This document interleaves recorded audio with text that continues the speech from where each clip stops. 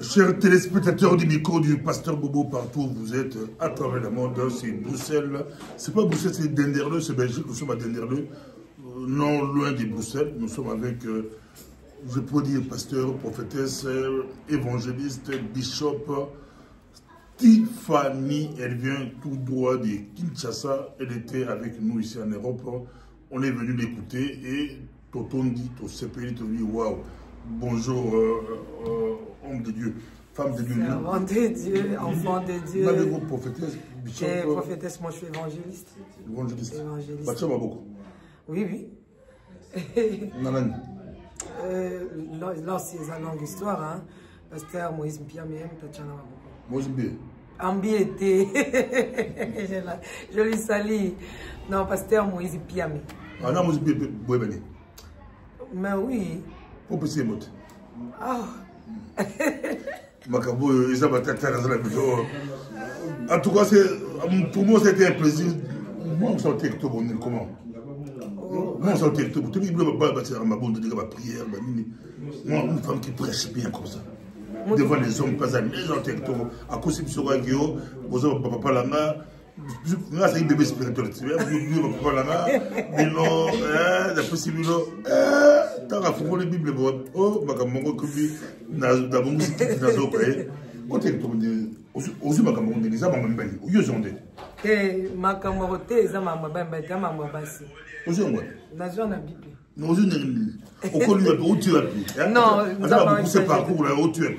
Non, nous avons essayé de faire un ébi, on a beaucoup comme tout est, nous avons pas Nzambe dès l'éternité.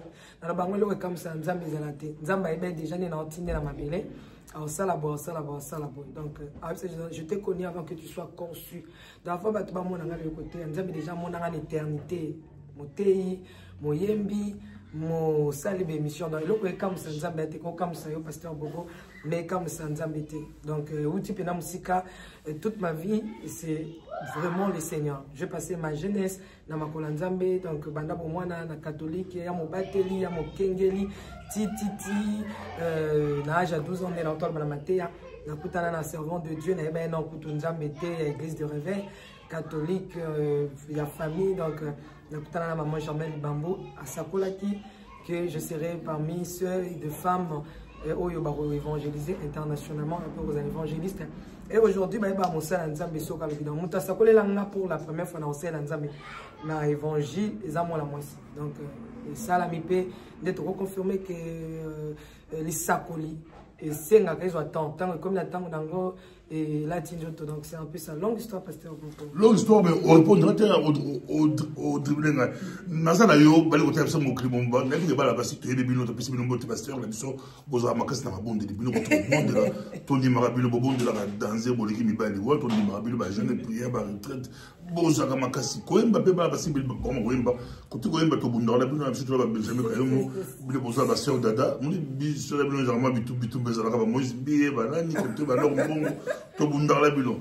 Mais côté, il y a boutique la biso, mais là, moi, c'est plus agréablement, comme une femme, à ôter la Bible. Mais, à ôter la Bible, tous les bien, à une formation, on va piquer, papa, Bobo, Bible, c'est le combat. C'est bon, je reste dans ma bonne maman. Non, mais Bible, au fond, la Bible, ça m'a bibliothèque. Non, c'est un complexe au beaucoup de ça, bassi. Homme, Moutou, nature n'est pas là pour minimiser, il y a pour sous-estimer Moutou. C'est vrai quand homme nature n'est pas pour sous-estimer, à même temps, on a mamanza. Mais on t'a parlé dernièrement, surtout quand il y a la Bible, la Bible, donc ils ont la parole de Dieu.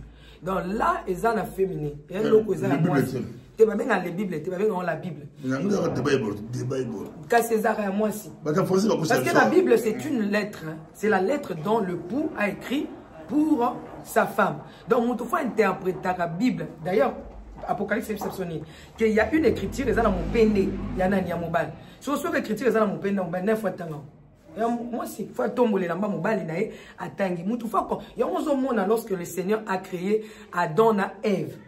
Azui kati Adam et disons il y a Ève. Ateni. Mukua na nini? Na musun. Eza mabomba mi onzamba tchaki. Parce que 11 eza ko représenter le l'Ancien Testament, Mukua ya makasi. Donc l'Ancien Testament au mona ke nzamba zaki na makasi. aza nzambe ya loi ya ba commandement akotonga pa ya mwasi donc nzambe azwa liloba ne au moins que kuti cher ezani ezato ya grâce parce que musuni ezaka pete donc ma bomba mi ba révélation to pe liloba ya nzambe mutu fate yango eza mwasi na eza mwambala te parce que na lola mwambala akota te mwasi mutu akota dans un ayo dans un ah pour ça bible ça on a na bible pas pour ça ta bible tout le monde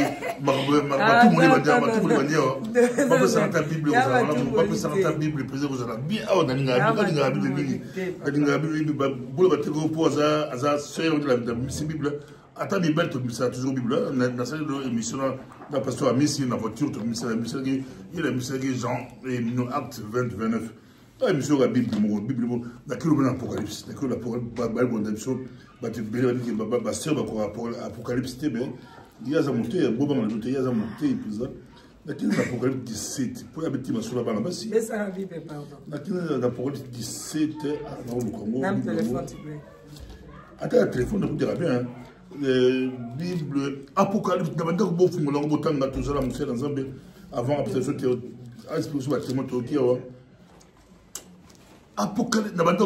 Apocalypse 17.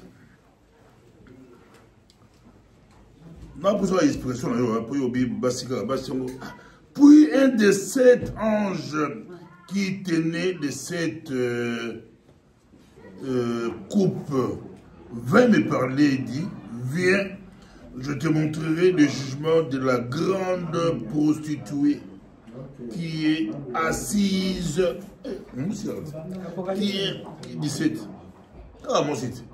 qui est assise, la grande prostituée, qui est assise sur les grandes eaux.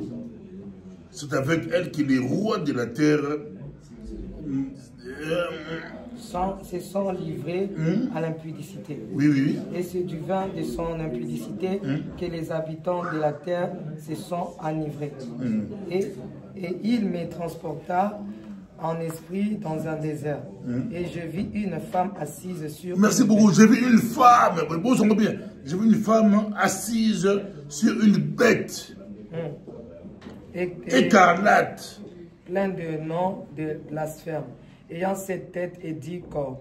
Cette femme était vêtue de pourpre et d'écarlate, et parée d'or, de pierres précieuses et de perles. Elle tenait dans sa main une coupe d'or remplie d'abominations et des impuretés de sa prostitution. Mais ce n'est pas...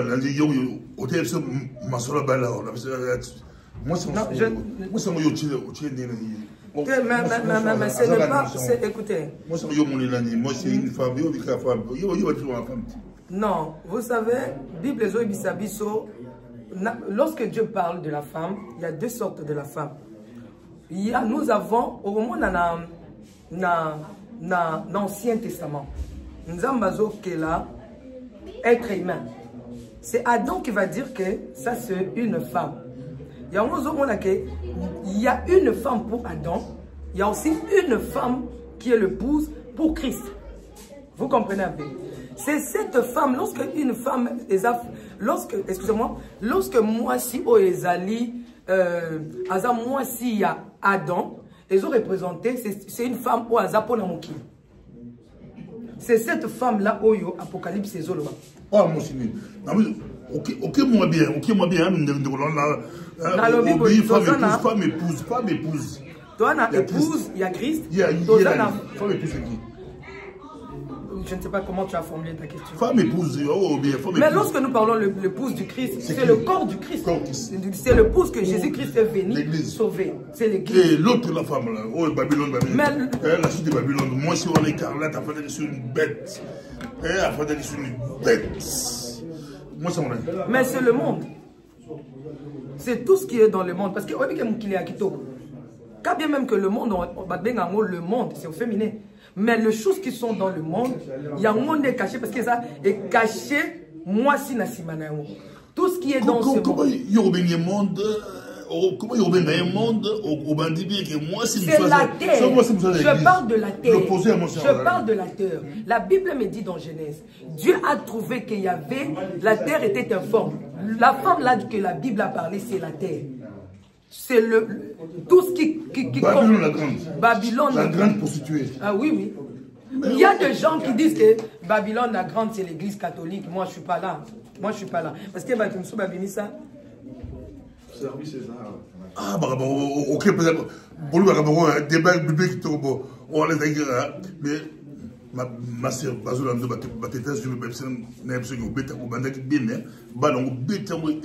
non, allez-y comprendre. La femme là, il faut l'église catholique. Soit l'église catholique, mais on dit que la fausse église, c'est une femme. Non, moi je ne parle pas. Yo dit que l'autre époux a une vraie femme. Femme et église, il y a solo. Mais Awa, elle a une femme, c'est clair. Quelle femme a-t-elle? Oui, il y a Apocalypse. Il y a femme Apocalypse, ça a femme. Il y a le Kouta, donc c'est l'église, mais il y a le Kouta. L'autre, c'est l'église, il y a solo. Oui, oui. Mais pour yo bengi sur la terre, bengi bani. Dans la Bible, moi je parle dans la Bible que la Bible est la négative. Si vous avez l'église catholique, c'est ça. Il y a des gens qui disent. Oui, mais moi je ne suis pas là. Moi je suis sa femme comme église. Oui, oui. Et fausse église. Et ça là-bas, église à l'autre. Donc ne pensez pas qu'elle a femme comme personne. Papa. Oui, d'accord. Elle a femme comme personne. Papa de aussi pour le bébé, que les gens m'ont invité na yo. Oyebi église, disons, Bible interpréta kana ndenge monte. Ça montre choisi Bible tangi a interpréter ngona ndenge ke ya lobi et puis amon ke za kale.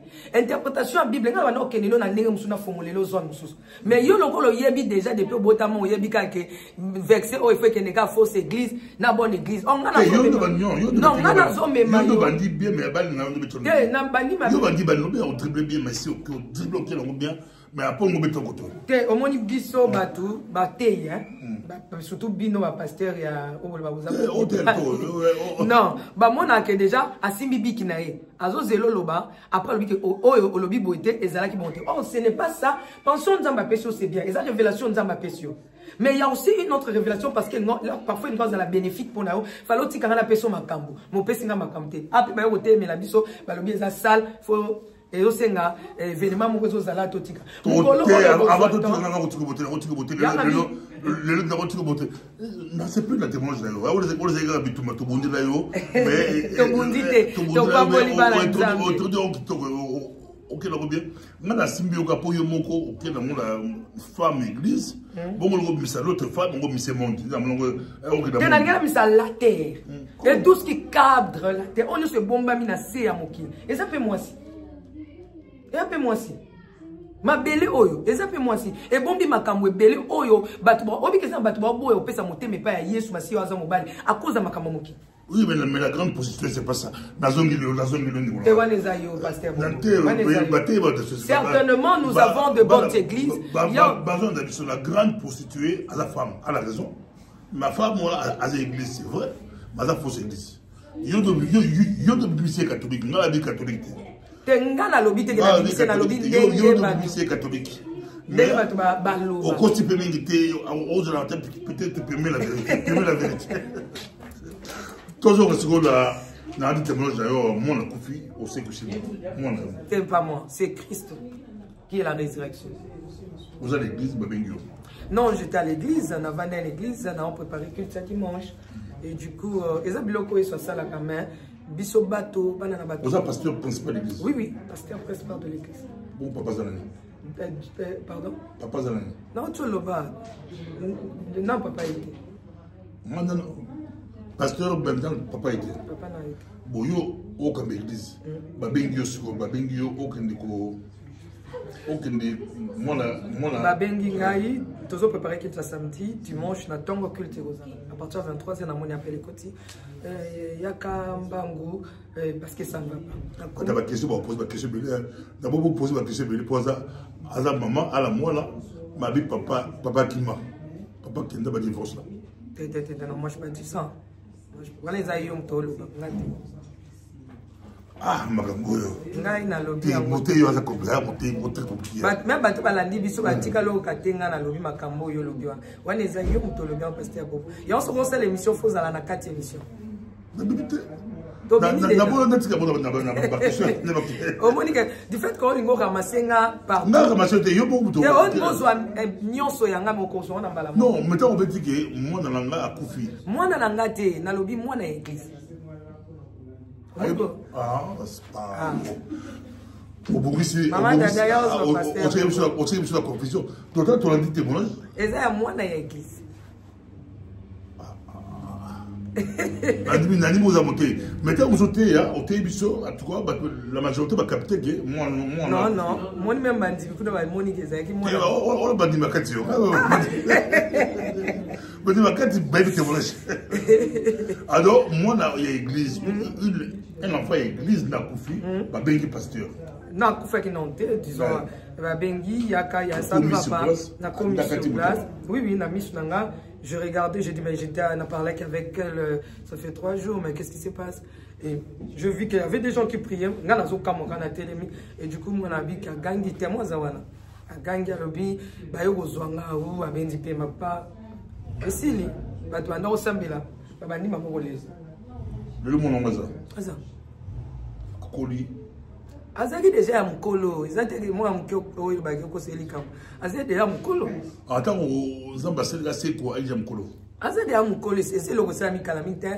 Et tantine et moi ça fait combien de temps là avec ça? 2024 ah ouais. Calaminte.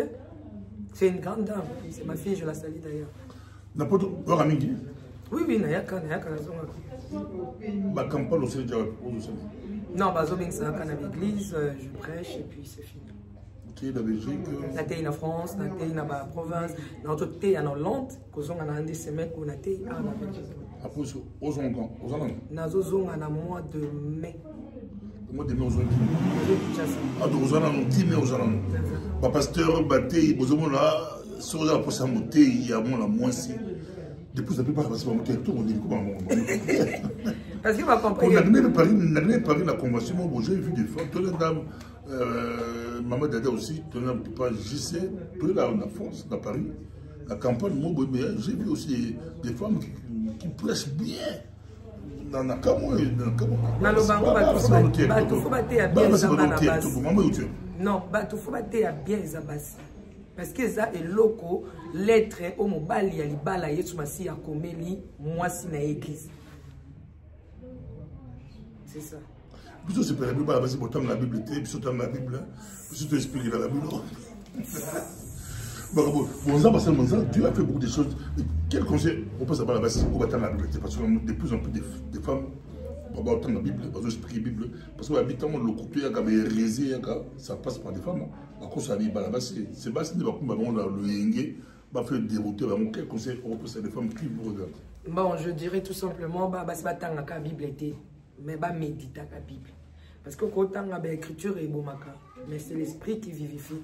Moi, je suis autant la Bible, à bâtir la méditation, à bâtir disons, amour de la parole. Vous voyez un peu. Tout ça, mais moi, lorsque je me tiens devant la Bible, je vraiment à méditer chaque phrase, chaque mot. Pourquoi tu point awa, pourquoi tu donc on a vraiment la profondeur, penser à la kini. Et à partir de là, avant de méditer, avant la Bible, je prie d'abord. Je dis Saint-Esprit, aide-moi. Et pesa la lumière na parole et na voyez ça ka moi si dans la Bible linga Bible médita ka Bible pesa la na Bible au moins mingi bat balinga Yesu. Ah, na linga Yesu na bala Yesu, mais a linga Bible est écrite. Oh, na Yesu na liloba na ye baza mutu moko. Vous comprenez un peu. Donc ndengo lingela Yesu, obele la kenza mena obele la yo, linga pe Bible, linga pe liloba nzambe na ndenge wana. Okozala kokosa mato moi ke mingi na l'église, ce sont de femmes de bazala ya kokosa. Donc comme tout le monde na basi, ba ba tam na Bible te betika ba ba mutu bandimi. Pourquoi ça va en mine, pourquoi ça va en mine, mais moi, ça bandit des gens qui font la mise. De plus en plus de femmes qui méditent, qui comprennent la Bible. Abandi qui comprendre la Bible. En tout cas, là, parfois, on a monté humblement. Il y a vraiment de femmes, on a l'andaka, surtout même dans la génération, je dis non, gloire à Dieu. Gloire à Dieu. Pour tous ceux qui savent, quels sont les témoignages que vous avez passé à Lyon, vous avez passé dans aux cours makas nandi matia na aux cours makas na lobo gonzalo na miracle ngana croyant non kana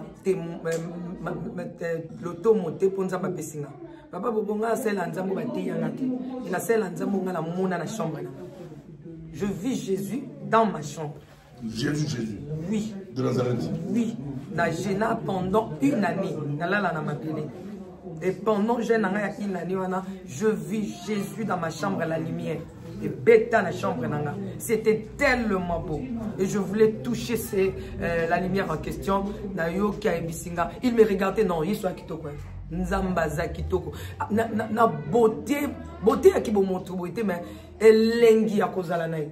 Je voulais toucher la personne à qui je voyais dans ma chambre. Tout d'un coup, il m'a dit, ne me touche pas. Non, je dis, je vis la lumière.